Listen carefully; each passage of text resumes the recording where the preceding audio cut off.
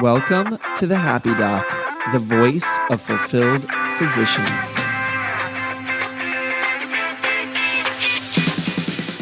Become a fulfilled physician. Fill yourself up with inspirational, creative, and successful individuals. It's time to be a happy doc.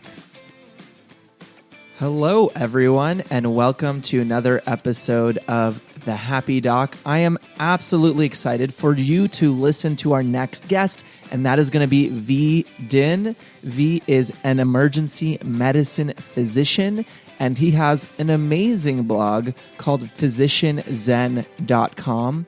What I really love about this conversation is learning from V's standpoint and from his mind the ideas around productivity and how it's absolutely important for you to get closer to happiness. He gives an amazing response about what he believes happiness is, and I think it's just so useful because especially in medical school or any professional arena, you're going to have to be productive in order to succeed in life. But not only that, you need to know the productivity methods that are going to let you go to the next level. So let's all welcome Physician Zen or Dinh onto the Happy Doc podcast. And my ask of you is after you listen to this episode, check out physicianzen.com to learn more about his productivity tips. Hello, everyone. My name is Dr. Taylor Brana, and this is another episode of the Happy Doc podcast. I'm super pumped, super excited as always. We got our next guest, Dinh. V is an academic physician in Southern California. He's practicing emergency medicine and critical care. V, thank you so much for being on today. How are you doing, my friend? Thank you so much. I'm doing great. Once again, I want to thank you for just being on this podcast, just reaching out to you on Twitter and, having you respond. I'm deeply grateful. Absolutely. And can we talk about for a second just how amazing, you just stepping into the Twitter sphere and connecting to people? Like, what has that process been like that for you? Because I know you just recently started kind of engaging in social media, right? Yes. So, a little bit of background about myself. I did residency and fellowship, and then probably, I've been out for about 6 years now, and I've been doing a lot of academics. So honestly, I thought social media was the devil. Like that was what because I'm like, if I'm doing social media, I can't be productive in my academic life. So I just kind of okay, I'm going to be doing, academics. And then, I recently started doing some more social media stuff. I started making some a website and some videos and trying to help medical students. And that's when I started doing the social media things to try to get the kind of the content out there. So it's been a whirlwind. I connected with so many people, and just kind of seeing what's out there has been just kind of enlightening, especially meeting someone like you on Twitter out of all places. I'm like, oh, what's Twitter? Like I literally didn't know what Instagram was until 2 months ago. When my wife is like, you have to go on Instagram. I'm like, what the heck's Instagram? That's so no, it's definitely a new arena for me. Yeah. And so, you've started to play in that arena a little bit. And, I'll take our conversation a different direction in a second, but, you called it the devil, right? You said that it was going to take you away from medicine, that you weren't going to be able to focus, that it was going to take you away from the academia. Has that been the case for you? It's actually been, like I said, it's only been 2 months, a little bit over 2 months since I really started engaging in social media. But it's actually, when I think about social media and the people on social media before this, I thought, oh, these guys are just blogging. They're not really academic and so forth. But the more I look into it, I'm like, everyone I've seen, I just went to FinCon. I just came back on Sunday, which is the biggest financial social media conference in the world. And I just met all these physicians and non-physicians, and these people are extremely smart and they are so knowledgeable about so many things. So it kind of blew my mind away. I'm like, maybe I've been just kind of, putting myself in this cave. But no, it's actually it's given me some other thoughts about further research projects on, physicians and social media. And I wrote a blog post about just looking at all the physician finance bloggers. I put you on there too. I was, by the way, on the table, and just kind of ranking them, doing it from a research perspective. And people are actually really it was one of like my biggest blog posts and kind of blew up on Twitter and on the internet. But it shows that, maybe there is a way to combine academics and social media as well. But no, it's been complete opposite. I'm thinking about new ways to do academics and new ways to think about academics, and maybe a new way to pave my career going forward that isn't the traditional academic way that most people think. Yeah, absolutely. And something that, I've found and a lot of my guests have found is that as you start to involve yourself in something like social media, it really gets your creativity going. It gets your inspiration going. You just said it yourself, your brain's been going in different directions in terms of the research. And a lot of times, if engaged properly and obviously not obsessively, you still want to get your work done. But if you engage with it, it actually, I think, can make you a better clinician. It gets you really excited. It makes you more energetic about different projects. And personally, I talk about this a lot, but podcasting has been definitely huge for me. And I hope you also get to enjoy this experience of podcasting, because it's paid dividends in terms of my happiness and the way I feel about what I do with my work right now. So V, let me focus in a little bit about your concept about Physician Zen. That's a really cool title, Physician Zen, and you have that website as well. Tell us more about your concept around Physician Zen. Why did you choose that phrasing? What do you hope to achieve with your brand and kind of your character in terms of the social media space? Yeah, so there was a book that I read. It was more on presentations. It's called Presentation Zen. It's by Gar Reynolds. So a lot of people don't know how I came up with this name, but one nurse actually knew. She's like, "Hey, is this having to do with like Presentation Zen, like this book?" So this book just kind of talked about, like, before I was doing presentations when I was a med student, when I was a resident, it was very, PowerPoint, a whole bunch of things going on. And then everyone just felt stressed out most of the time, when either the presenter and the people that were listening. So when I came up, with what embodies what I would think as the perfect website name for myself, was Physician Zen. So something that was simple, that readers can, like, how do I bring the essence of medicine and life to the basic fundamentals, like not all the sexy stuff, but like if we can master the fundamentals of things, that's where I feel like we can get the most out of life. When everyone's just thinking about, oh, how do I do all the cool stuff, like whatever, I'm like, dude, you don't even have the fundamentals yet. So that's what the site's dedicated to. Like on my about page on my website, I think of, like, I define Physician Zen as a clinician state of being fully present and maximally productive without any stress. So that's my goal. I mean, I can't say that I've achieved that. I don't know if anybody's achieved that, but the fact that you're always trying to attain that goal, or like trying to try different things or modify your life in order to get to that, I think that's the goal for me, at least. And that's why I came up with the website.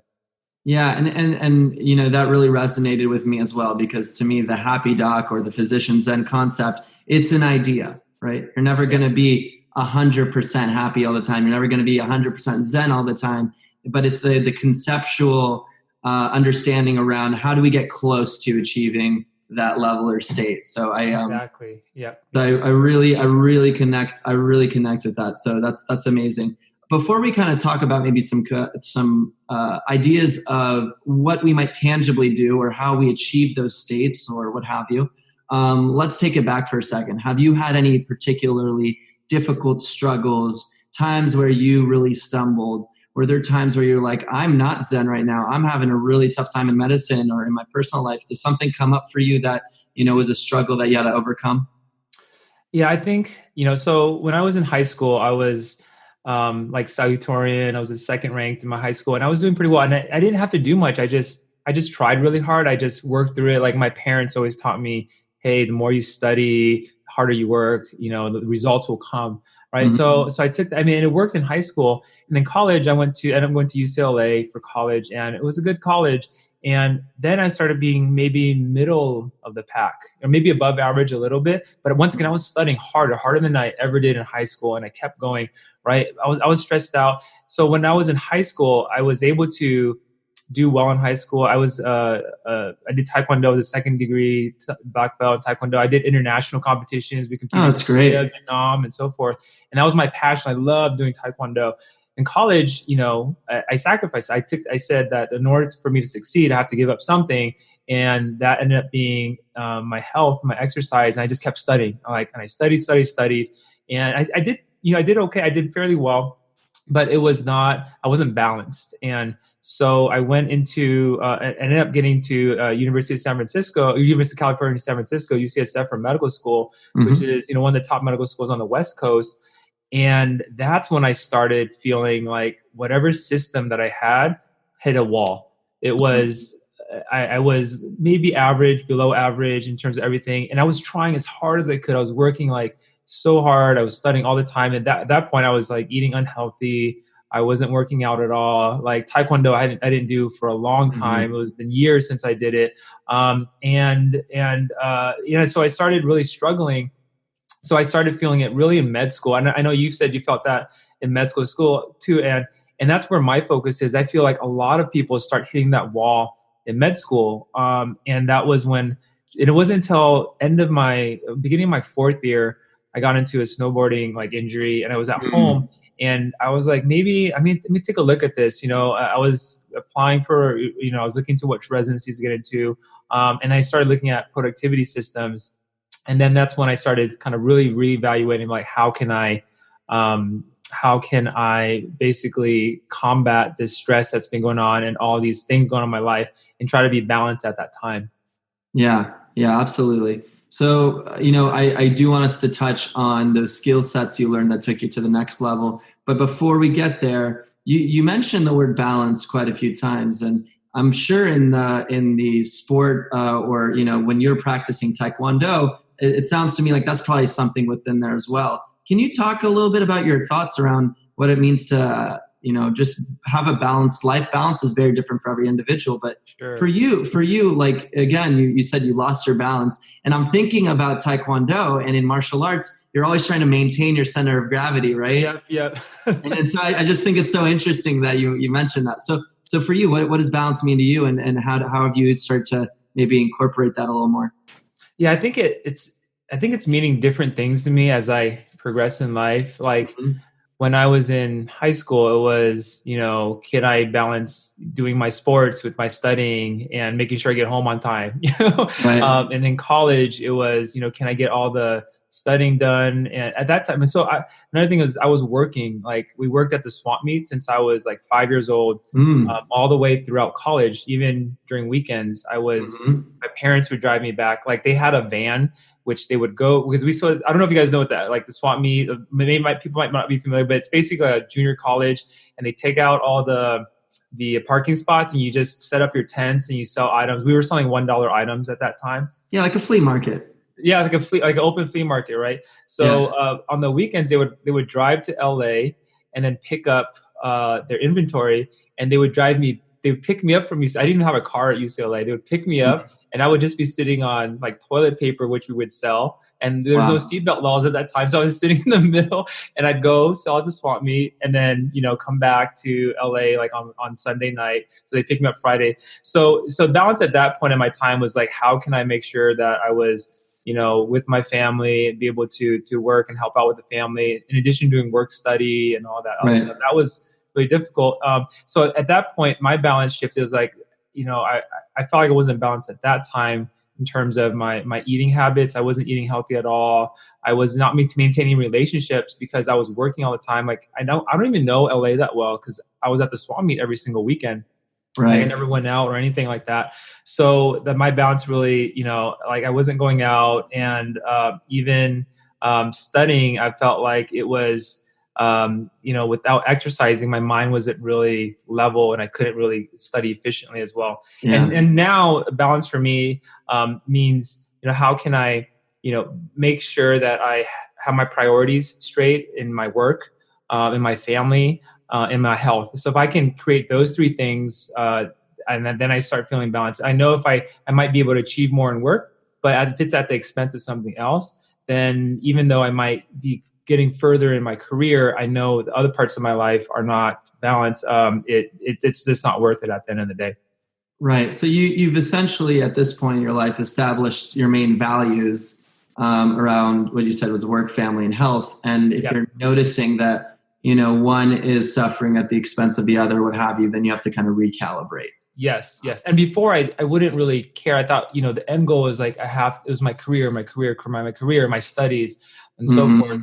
And everything else was secondary, right? But now I understand that that's not the case. And actually your career actually can improve by balancing those other things in your life, like your health, your family, your relationships, and so forth. Totally. Amazing. So let's move forward. And actually, let's take a step back. I personally resonated, and I know a lot of people will connect to that concept of just being completely imbalanced. I mean, you know it, I know it.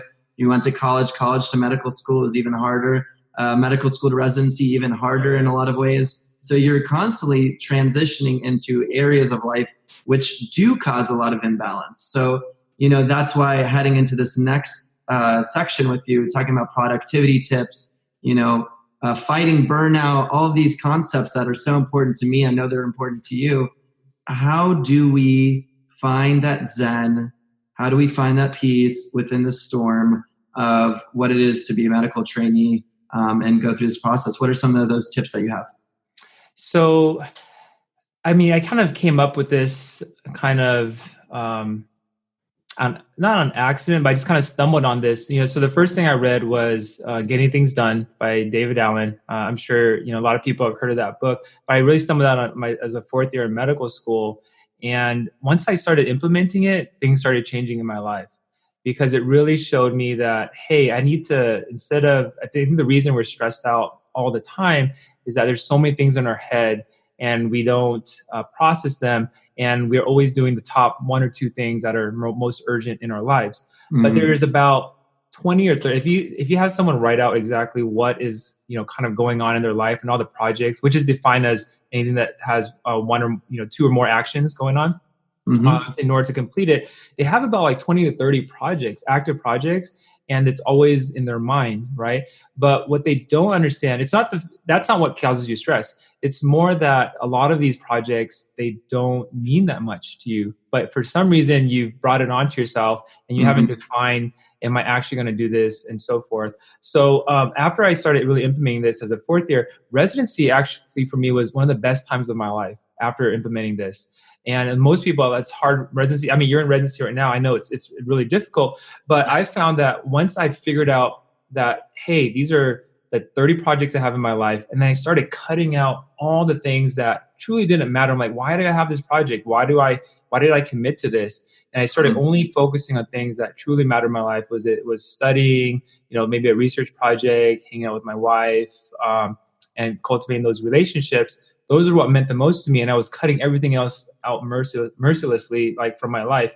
Right. So just having that process, and then coming through with that, and so I went from like an average medical student, which I was kind of getting, passing, and my research projects I couldn't fulfill them, I couldn't complete them.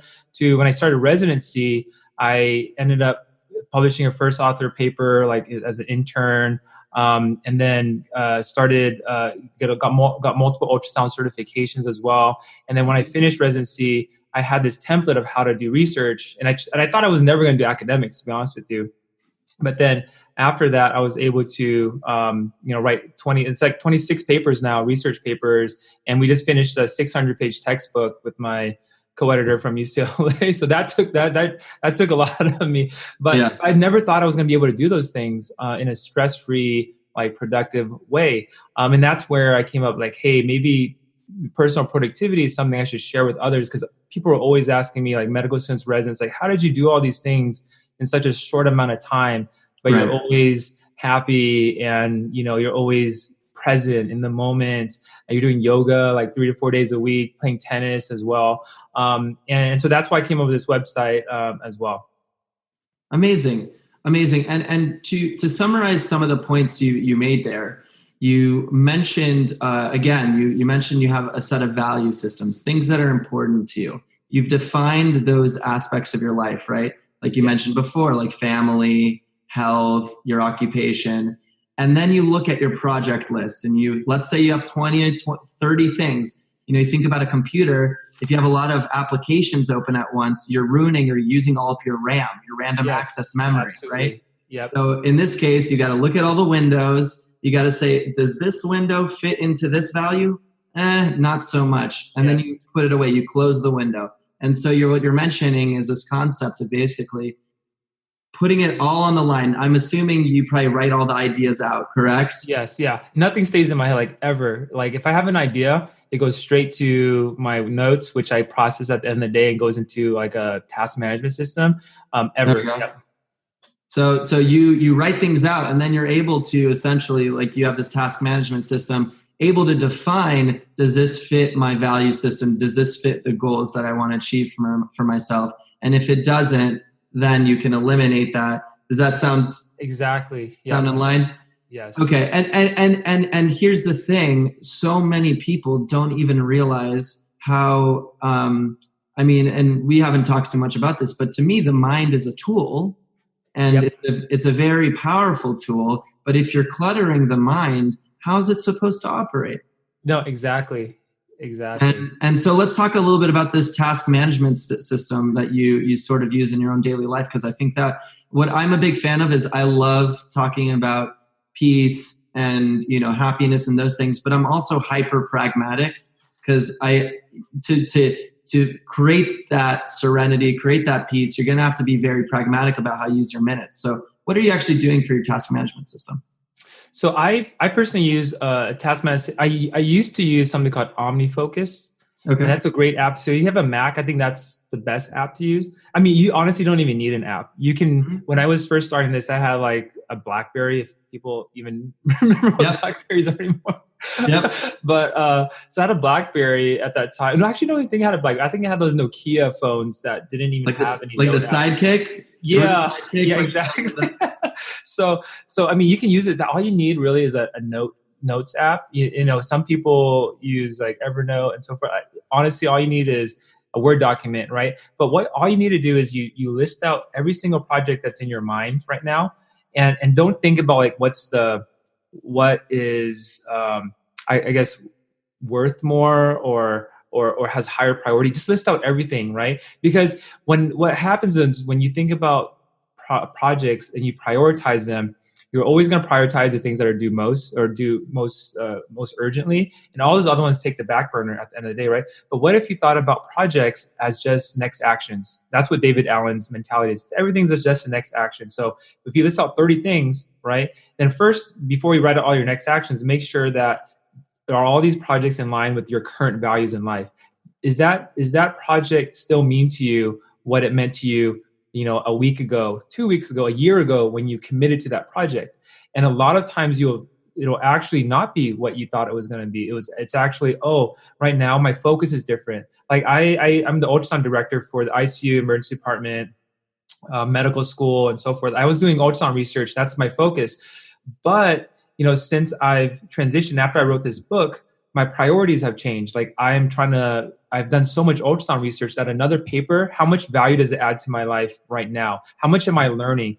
And it's in my comfort zone. I can easily write a paper, but starting a website is very uncomfortable, and it's learning a lot of new things. So at this point in my life, my values are like, if it doesn't pertain to me learning more about how to do stuff online and create this website and promoting this, then it's probably not going to be in line. So I've actually stopped taking incoming research projects because my values have changed at this moment in time. But if you asked me 2 or 3 years ago, if you came in with an ultrasound project, oh man, I would be doing that right away. I'd be trying to figure out a way to integrate it into my project list. So that's the biggest thing. Like once you figure out all your projects at this moment in time, what based off your current values, which ones can you take out, right? So once you've done that, then the things that still matter, you write out a next action for every single project.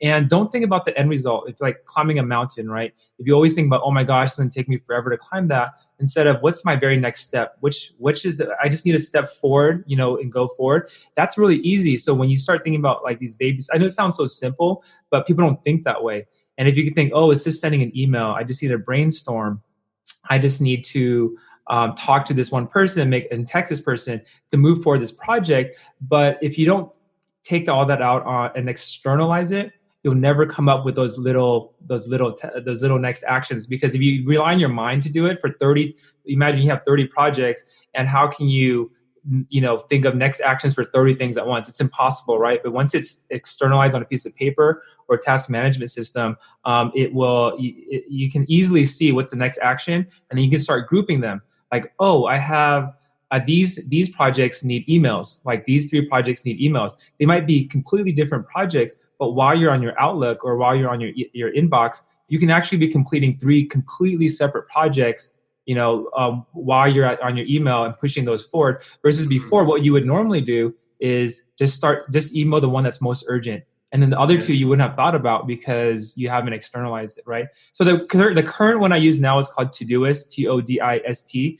And that one I use because I started this website, and it's people with Mac as well as PC can use it, and you can use it on a web browser. It has an app as well, and it syncs to your phone. So OmniFocus is great for people that have only Mac.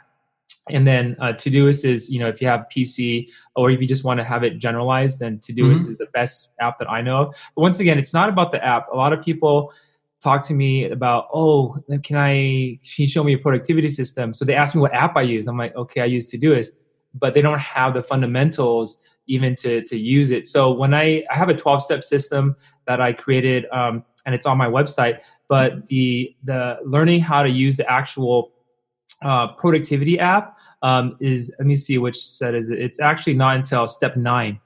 Right. So you have to do a lot of steps before you even get to using productivity apps like correctly, versus a lot of people come back up to me, oh my gosh, I opened, I got Todoist, and what they're doing is they're using it as a glorified checklist. They're just, it doesn't help them. They're just like, it doesn't help with project management, what it's supposed to do at the end of the day. Right. And like, for example, I didn't actually look at the 12 steps, I'll be honest. Yep. But, for example, I would imagine one of the first steps you have is understanding your personal values, right? And what you actually want to achieve, or like your goals, or what you actually want to have in mind. Because how do you know what actions you're actually going to take if they're not in line with, what you're doing? Exactly. Yeah. Well, even before that, so the 12 steps, like I think of it, and the reason I came up with this is because I've helped medical students. And medical school actually tells me about medical students that are either having issues. Some actually have failed a year and so forth. So I actually kind of mentor them. And there's one medical student that I mentored that he failed the first year, and he came to me, and I introduced a productivity system to him, and I like went from ground zero to the 4th, and now he's got into his first choice of residency. He did really well on his boards, and he is one of the best residents in his class currently. Awesome. Right? And I'm not saying it's just because of this, but it has definitely helped a lot, because helped him organize. But it actually started with just decluttering your physical workspace, your digital workspace, and then your mental workspace. Because a lot of times people don't know what their values are, because their whole life is cluttered, and it starts with their physical space. So I don't even go through values yet until the physical space is clear, and then the digital space is clear. And then you start seeing, because you might not know what's going on in your mind until you process all the external things, because there might be a hidden document file in your computer, right? That you're like, oh shoot, I didn't know that was a project, right? So once you gather all that and you sort all that stuff out, and then you mind dump, and then you figure out what your values are at the end of the day.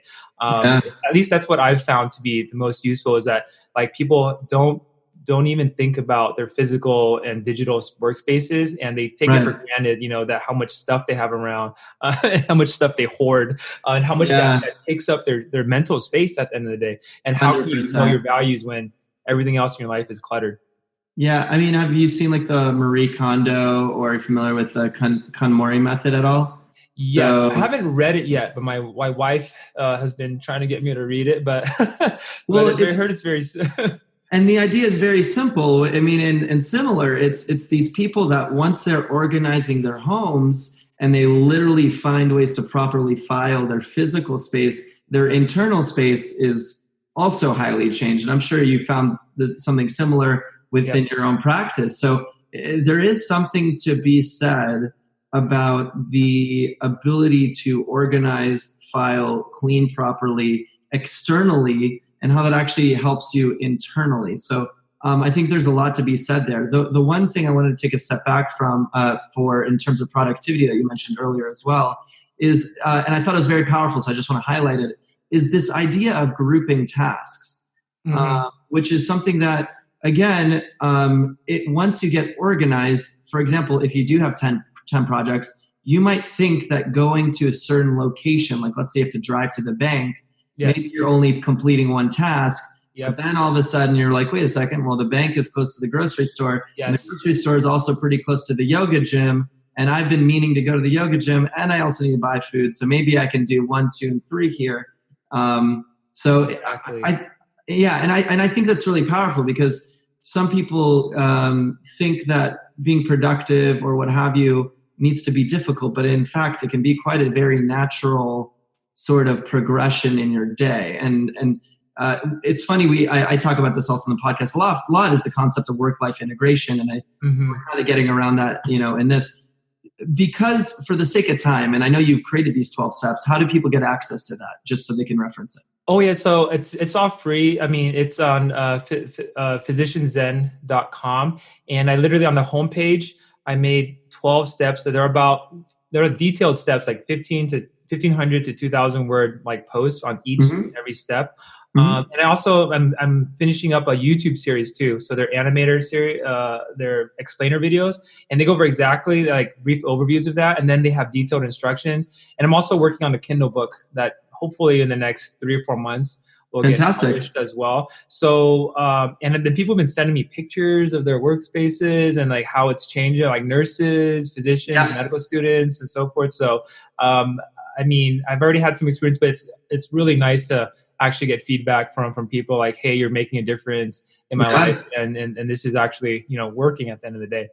Yeah, and you definitely let us know. I'd love to let like my audience know what you guys are, what you're up to, because these little, I want to actually emphasize this. These little changes of productivity, these little tips about organization, these little things that you can do, little things add up. You actually said it yourself.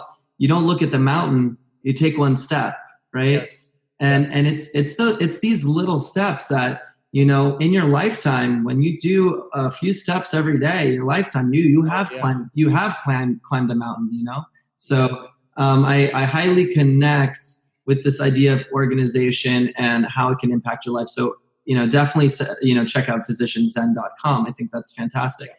In terms of, I couldn't leave this podcast and talking to you without talking about happiness, and fulfillment. And, you mentioned finding your serenity or Zen, right? So what are your thoughts about what does it mean for you to be happy or live a fulfilled or happy life? I mean, just going back to, I know I talk about productivity a lot, and I think there's a really big difference between people think of being productive as completing a lot of things, a whole bunch of things. But I think being happy is completing the things that matter most in your life, right? And I think the productivity system is not for you to complete more things. Absolutely not. I think that's what a lot of people think, but it's actually to complete the most meaningful things in your life, which brings you happiness. And the reason I feel like students, residents, physicians are not happy is that they're spending all their time on I don't want to dog social media, but there does get to a point where when I looked up the evidence, people are spending 2.5 to 3 hours on social media a day, right? And then they tell me, and people come and tell me, oh, I don't have time in order to exercise. I don't have time to complete a research paper. I don't have time to read a book. I don't have time to spend with my family. And when I had a shift or a month in March where I had 23 shifts, which is the most I ever had, they overscheduled me.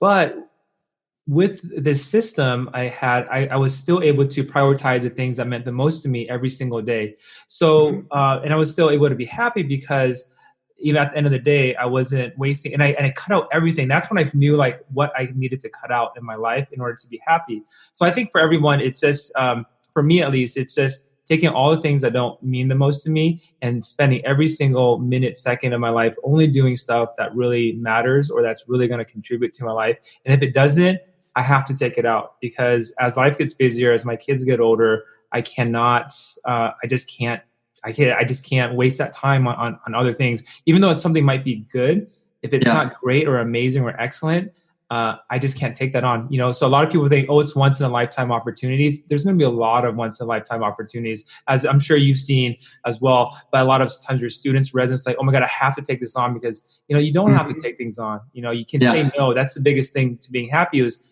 figuring out how to say no to things and then saying yes to things that really mean the most of my life. 100%. And so I loved what you said with doing, it's not about accomplishing a lot or doing a lot. It's about doing what is most meaningful. And again, I'd like to slow that down for everyone. Most meaningful, because a lot of times we're not spending the time reflecting on the most meaningful. I actually call this in my own personal viewpoint, root work. What is connected to your core? So what are things that are authentically, things that light you up when you do these activities? Things that for some reason, you as a human being, you love art, and there is, for some reason, I don't love art. I couldn't do art all the time. I'll be honest. I think art's great sometimes. I'm terrible at it. But for some reason, you, whatever individual this person is, loves art. Their core sings when they do art. Yeah. There's a really good quote from one of my guests. He said, the biggest regret would be to die in your deathbed without letting your music come out. Yes. Oh, that's great. And I love that quote, because it's hitting this point that we're talking about. There is the music inside of you. There's a connection to some activities, core activities within yourself. So what are those meaningful activities to you? The thing is, if you say yes to everything, you're diluting your core from doing what it actually wants to do. So me and you, I think, are going to connect on this. My theory on burnout is absolutely what you're saying, which is, are you spending time doing what you actually care about and what's meaningful for you? Yes. And so when you're getting burnt out, it is more than likely for all intents and purposes, your energy and time being spent doing tasks which are diluting your core, diluting your ability to act in life in a connection with your values, internal self, internal values, things that naturally light you up, and all those things. And of course, regardless of what you love, there is too much of doing what you love constantly. Yes. Right. So I love what you said there. Definitely connect to that. What are your tips or thoughts when you hear someone or you see a student who appears burnt out, or you see a resident or attending or what have you? You're coming from a space, I think, of peace and productivity. You're doing a lot of great things. How do you approach someone, or how do you work with someone who says, like, look, I'm lost, I'm exhausted? Like, what are you doing? What are some techniques you work with? Because you do mentor students a lot as well. Yeah. I'm sure you see this a lot. It's really difficult, because a lot of students do approach me, and some I feel like I can help, and some I'm not sure what to do. And I think, like, when the School of Medicine gives me a student, I say, I don't care what grades they've gotten in the past, how smart they think they are, but if they're motivated to change, that's all that matters. Because I'm not the smartest person, right? And I'm not the most talented person, but I've figured out a way that anybody, like, it kind of levels the playing field, right? If you do these steps, there's no shortcuts in this, right? If you do these steps, you can be, even though someone might be smarter than you, but having a kind of like a productivity hack in your life, you can be at the same level as them. So even coming from UCSF and now, publishing all these, which I never thought I was able to do. And now I'm interacting with people from like Yale and Harvard and all these big name institutions. When I go to these conferences, I teach national conferences now, I never feel intimidated. And they actually look at me and ask me, like, how am I doing things? I'm like, oh my gosh, I never thought that was going to be the case, right? So I tell them, like, if you're motivated to change, and if you're really willing to, like, let go of all of your preconceptions of what you thought, being happy or productive or whatever it was before, and just try out something different and try to, like, really declutter the mind. And then you start cutting all these things out, and that's what is going to take out your stress. So for me, I think the formula to stress is basically the commitments you have versus what you're actually able to complete. And if you have too many more commitments you have than what you're able to complete, you're going to get burned out. Period. It's the simplest form, right? So either you can increase the amount you can produce or decrease the amount that you're committed to. right? Yeah. So what I can help out with is increasing the amount you can produce, but maybe the easiest way is to decrease the amount that you're committed to at the end of the day. So that's the simple, answer I would give to them. And then, I would be more than willing to meet with any of the students or anybody else, just to one-on-one. And it's consistency. So, and having someone to support them through this process, saying, hey, it's okay. It's not you. Honestly, it's not you, because there was a time when you had less money, when you, like as an attending, right? And all these attendings are burned out. There was a time in college, they had less money. They had, less time, but they were happy at one point in their life, right? And now they have more money. They have a great career. They have this status, yet they're burned out and unhappy. Like, how does that make sense? We were working all of our way towards this, and then we get to this level, and now we're even more burned out. That shouldn't be the case. So that's what my advice would be: is just have open mind, and then think about maybe you've overcommitted a lot of things in your life that you might just have to cut out. And that what you said there applies not just to students or residents, but really that is a universal concept. So a lot of the times when we're talking about this, these are very universal concepts that we can all apply. So I love the tips. Last question for today. Actually, I have two questions for today. Sure. One question is, what is something that gives you happiness or provides you energy? Oh man.